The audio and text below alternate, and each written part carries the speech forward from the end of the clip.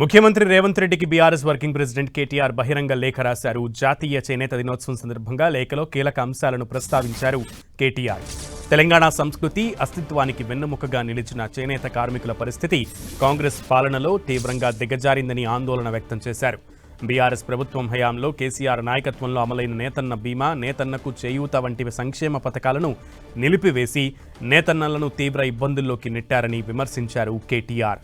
ఎన్నికల ముందు కాంగ్రెస్ చేనేత కార్మికులకిచ్చిన హామీల్లో ఒక్కటీ అమలు కాలేదని ఆరోపించిన కేటీఆర్ వెంటనే అన్ని పథకాలను పునరుద్ధరించి నేతన్నలకు భరోసా కల్పించాలని డిమాండ్ చేశారు.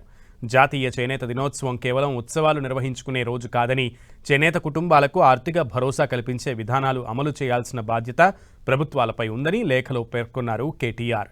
కానీ కేంద్రంలోని బీజేపీ ప్రభుత్వం, రాష్ట్రంలోని కాంగ్రెస్ ప్రభుత్వం రెండూ కలిసి చేనేత రంగాన్ని సంక్షోభం వైపు నెడుతున్నాయని విమర్శించారు.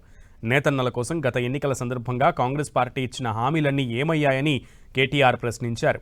అడ్డగోలుగా హామీలిచ్చి అందరినీ మోసం చేసినట్లుగానే నేతన్నలను కూడా కాంగ్రెస్ ప్రభుత్వం మోసం చేస్తున్నదని విమర్శించారు.